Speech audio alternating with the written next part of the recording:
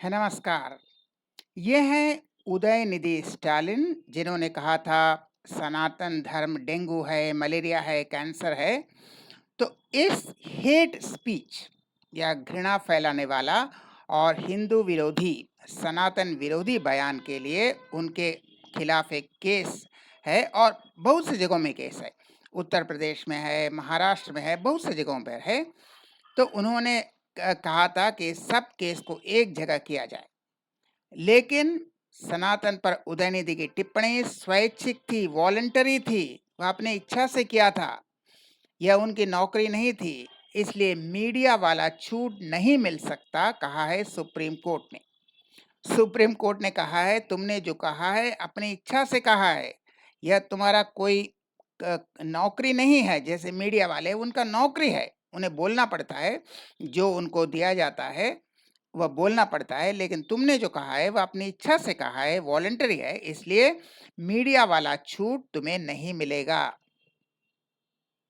उदयनिधि को मीडिया जैसे अर्नब गोस्वामी, अमीश देवगन, नूपुर शर्मा जैसी प्रतिरक्षा इम्यूनिटी नहीं मिल सकती।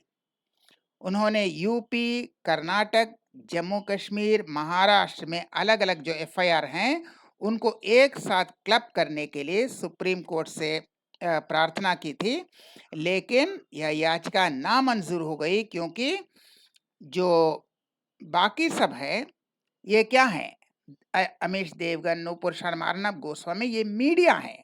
तो मीडिया वाला छूट इनको नहीं मिल सकता, क्योंकि मीडिया वाले तो अपनी नौकरी करते हैं, उनको बोलना पड़ता है जो उनके बॉस बोलते हैं। लेकिन उदयनिधि का अपनी इच्छा से उन्होंने कहा था, इसलिए वह मीडिया वाला फैसिलिटी उन्हें नहीं मिल सकता। न्यायमूर्ति संजीव खन्ना और न्यायमूर्ति दीपंकर दत्ता ने कहा कि उदयनिधि स्टालिन को यह फैसिलिटी नहीं मिल सकता। लेकिन इसके बाद एक और इंटरेस्टिंग चीज है। न्यायमूर्ति संजीव खन्ना और न्यायमूर्ति दीपंकर दत्ता ने कहा, आपने स्वेच्छा से यह बयान दिए हैं, अपनी इच्छा से दिए हैं। जिन मामलों का आपने हवाला दिया है, यानी वही अर्नब गोस्वामी, नूपुर शर्मा, अमीश देवगन, वे समाचार मीडिया के लोग थे जो अपने मालिकों के निर्देशों के अनुसार काम कर रहे थे। मालिक जो कहा वह कहना पड़ेगा, वह नौकरी कर रहे थे। आपकी तुलना मीडिया के लोगों से नहीं की जा सकती और आपको उनकी जैसी छूट या विशेषाधिकार नहीं मिल सकता।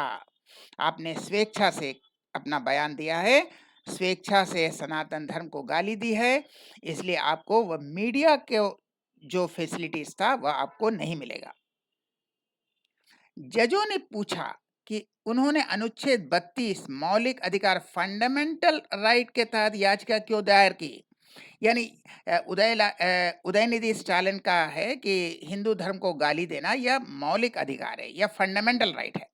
इसलिए उन्होंने अनुच्छेद 32 यानी फंडामेंटल राइट के तहत याचिका दायर की। तो उन्होंने पूछा, आप फंडामेंटल राइट अनुच्छेद 32 के तहत याचिका क्यों दायर की? क्या सनातन को गाली देना आपको फंडामेंटल राइट लगता है? और सीआरपीसी के अनुच्छेद 406 के तहत क्यों नहीं किया? ये जो सीआरपीसी क्रिमिनल प्रोसीजर कोड 406 है, या मामलों और अपीलों को स्थानांतरित करने की सुप्रीम कोर्ट की क्षमता। तो 406 के अंदर आप सुप्रीम कोर्ट से बोल सकते थे कि सब मामलों को एक जगह लिया जाए। लेकिन यह सुप्रीम कोर्ट का पावर है, वो अलग अलग जगह से मामले और अपीलों को एक जगह कर सकते हैं। तो आपने 406 के तहत नहीं किया, आपने अनुच्छेद 32 यानी मौलिक अधिकार, मेरा फंडामेंटल राइट है, मैं सबको गाली दे सकता हूं, तो आपने 406 के तहत क्यों नहीं किया? कोर्ट ने उन्हें अपनी याचिका में संशोधन करने के लिए बोला, यह अनुच्छेद 32 हटाइए, यह आपका फंडामेंटल राइट नहीं है, और धारा 406 के तहत याचिका दायर करे और सुप्रीम कोर्ट से प्रार्थना करे वह अलग अलग जो मामले हैं, अपीलें हैं, एफआईआर हैं, उनको एक जगह करने के लिए 406 के तहत आप दायर करें। यह 32 वाला फंडामेंटल राइट वाला भूल जाइए। तो उन्हें 406 के तहत याचिका दायर करने का निर्देश दिया और अगली सुनवाई की तारीख 6 मई 2024 है।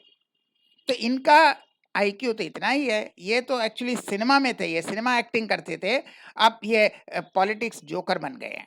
तो जो सिनेमा में जोकर करता है तब पैसा मिलता है, आज पॉलिटिक्स में आकर जब जोकरगिरी करते हैं तो यही हाल होता है। और एक कॉमेडियन है, जोकर है ना, वो कांग्रेस में, सब वही एक ही जोकर हैं।